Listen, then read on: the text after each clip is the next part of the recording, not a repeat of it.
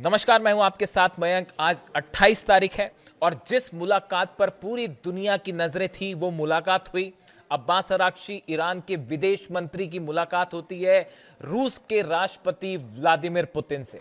और इस मीटिंग में क्या क्या हुआ ये पूरी जानकारी मैं आपको दूंगा। साथ ही ये भी बताऊंगा कि एक और बैठक हुई अमेरिका में व्हाइट हाउस में और उस बैठक में यह तय किया गया, डोनाल्ड ट्रंप मौजूद थे, सिचुएशन रूम में मीटिंग हुई और यह तय किया गया कि अब ईरान को लेकर अमेरिका का अगला कदम क्या होगा। ये दोनों ही मुलाकात, एक बैठक जो कि मॉस्को में हुई, दूसरी जो वॉशिंगटन डीसी में होती है, व्हाइट हाउस में होती है। ये दो बैठकें ऐसी हैं जो आने वाले मिडिल ईस्ट के कुछ दिनों में क्या होने वाला है ये तय करने वाली है। सबसे पहले अब्बास अराक्ची साहब और पुतिन की मुलाकात देखिए, जो सोर्सेस से खबरें आ रही हैं, इस मुलाकात में एक बड़ा प्लान तैयार किया गया है कि कैसे हॉर्मुज से अमेरिका को बाहर किया जाए।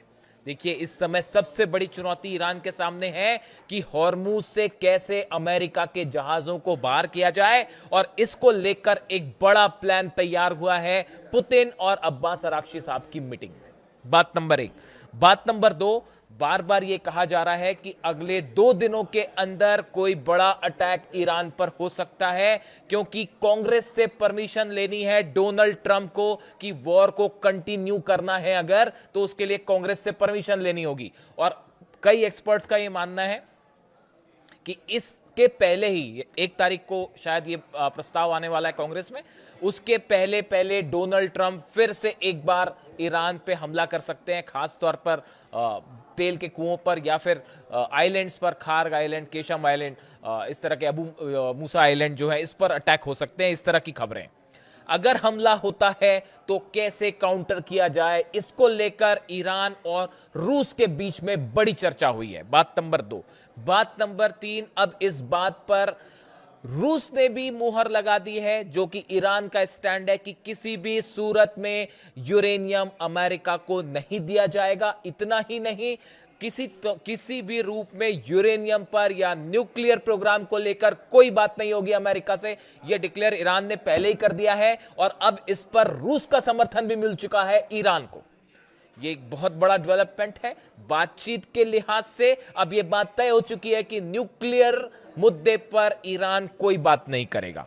चौथी बड़ी बात, रूस की तरफ से, पुतिन की तरफ से रूस के जितने मिलिट्री सलाहकार थे उनकी भी मुलाकात हुई है अब्बास अराक्ची साहब से और यह तय किया गया है कि अमेरिका की तरफ से अगर कोई भी एग्रेसिव स्टेप होता है तो उसका करारा जवाब दिया जाए। यानी अगर हमला होता है ईरान पे तो पूरी मजबूती के साथ जवाब दिया जाए और रूस हर संभव मदद को तैयार है। यह खुद व्लादिमीर पुतिन ने बात कह दी है कि जो हो पड़ेगा हमसे, हम वो पूरी मदद करेंगे ईरान की। इसके अलावा देखिए आगे की एक बड़ी बात, मिडिल ईस्ट से, ना सिर्फ हॉर्मुज से बल्कि मिडिल ईस्ट से अमेरिका के प्रभाव को कैसे खत्म किया जाए। जो अरब देश हैं, अरब देश इस बात को मान चुके हैं, स्वीकार कर चुके हैं कि उनकी रक्षा अब अमेरिका नहीं कर सकता। ये बात सऊदी भी जानता है, ये बात यूएई भी जानता है, जॉर्डन भी जानता है, कतर भी जानते, सब जानते। इन सूरत हाल में न सिर्फ हॉर्मुज से बल्कि पूरे मिडिल ईस्ट से कैसे 9-2-11 किया जाए, अमेरिका को इसको लेकर बड़ी लंबी रणनीति रूस के साथ तैयार की गई है। इसके अलावा अगर जंग है, इस जंगी हालात में मिसाइल्स के स्तर पर, ड्रोन के स्तर पर, रडार्स के स्तर पर, सर्विलांस के स्तर पर एक बड़ी मदद रूस की तरफ से एश्योर्ड की गई है ईरान को कि जंगी हालात हो जाते हैं, फिर से जंग शुरू होती है तो बड़ी मदद हथियारों के स्तर पर रूस करेगा ईरान की। ये इस बैठक के कुछ बड़े डिटेल्स हैं। लेकिन इसके अलावा देखिए, ईरान के आसपास अमेरिका की बड़ी सैन्य हलचल देखने को मिल रही है। अगर आप इजराइल की बात करें, इजराइल के इलियात में अमेरिका के 10 से 12 KC-135 रिफ्यूलिंग जेट्स का मूवमेंट हुआ है। रिफ्यूलिंग प्लेन्स वो प्लेन्स हैं जो कि हवा में फाइटर जेट्स में फ्यूल भरने के काम आते हैं। और जब भी अमेरिका की तरफ से फाइटर जेट से हमले होते हैं तो उसके पहले रिफ्यूलिंग जेट्स का बड़ा मूवमेंट होता है इजराइल में बड़ा मूवमेंट देखने को मिला है, जिससे ये आशंकाएं हैं कि क्या ये संभावना बढ़ रही है कि सीधा इस बार अमेरिका हमला ना करे और इजराइल के जरिए, नेतन्याहू के जरिए हमला किया जाए और अमेरिका के रिफ्यूलिंग जेट्स मदद करें इजराइल के फाइटर जेट्स की। पहली चीज। दूसरी चीज, बड़ी संख्या में F-15 जेट्स का मूवमेंट हुआ है ईरान के आसपास। कई एयर बेसेस जो हैं अमेरिका के, वहां से F-15 ने टेक ऑफ किया है और ईरान के आसपास के इलाकों में संख्या बढ़ गई है F-15 की। यह बिल्कुल उसी तरह का डेवलपमेंट है जैसा हमले के पिछला जो हमला हुआ था उसके पहले हमने देखा था। मैंने खुद वीडियो बनाए थे। जॉर्डन में मूवमेंट था, सऊदी में मूवमेंट था, कतर में मूवमेंट था और इसी तरह का मूवमेंट अब एक बार फिर दिखाई दे रहा है ईरान के आसपास। देखिए, कल डोनाल्ड ट्रंप ने जो बात कही कि ईरान के पास 3 दिन का वक्त है, क्या आपने ये सोचने की कोशिश की कि 3 दिन की ही बात क्यों की? उसकी 2 वजह। पहली वजह तो मैंने आपको बता दी कि कांग्रेस से पास करवाना है डोनाल्ड ट्रंप को प्रस्ताव कि अगर जंग जारी रखना है तो कांग्रेस की परमिशन चाहिए। वो 1 तारीख को प्रस्ताव आना है, यानी उसके पहले तो 3 दिन उस लिहाज से जोड़ के देखा जा रहा है। दूसरी बड़ी वजह है ईरान का जो ऑयल रिजर्व्स हैं, जो तेल के कुएं हैं ईरान के, वो तेजी से बढ़ते जा रहे हैं। बड़ी वजह यह है, ईरान अपना ऑयल जितनी मात्रा में पहले सप्लाई करता था उतना सप्लाई नहीं हो पा रहा है क्योंकि हॉर्मूज में ब्लॉकेड है। शिप्स निकल रहे हैं ईरान के, लेकिन पहले जितने निकलते थे उतनी ज्यादा नहीं निकल पा रहे। इसकी वजह से जो ऑयल कुएं में भरा हुआ है वो अपने पीक पर पहुंच रहा है और बताया जा रहा है कि अगले 1 से 2 दिन में कई तेल के कुएं ऐसे होंगे जो पूरी तरह भर जाएंगे। देखिए, गौर करने वाली बात यह है कि जब भी कोई तेल का कुआं जो होता है, अगर वो एक बार पूरा भर जाए तो उसके बाद उसमें बड़ा खतरा यह होता है कि उसमें समंदर का पानी जो है वो मिक्स हो सकता है और ऐसी स्थिति में वो कुआं, वो ऑयल रिसोर्स हमेशा के लिए बर्बाद हो सकता है।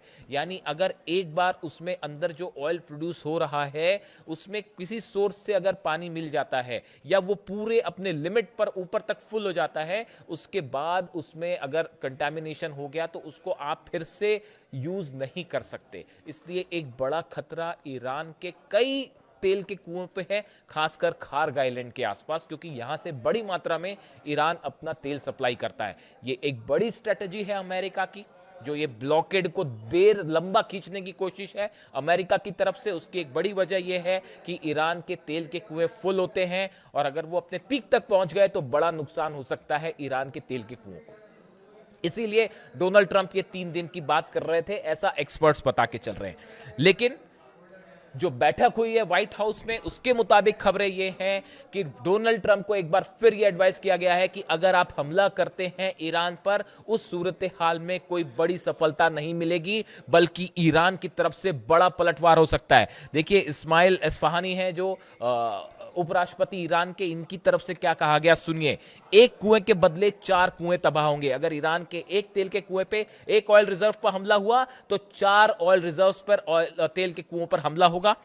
अरब के सारे तेल के ठिकाने तबाह कर दिए जाएंगे, ईरान की तरफ से चेतावनी। दूसरी, बाब अल मंदेब बंद कर दिया जाएगा, यानी हॉर्मूज तो बंद है ही, और 12-13% जो सप्लाई बाब अल मंदेब से होती है, सऊदी के जरिए होती है, वो पूरी तरह से रोक दी जाएगी।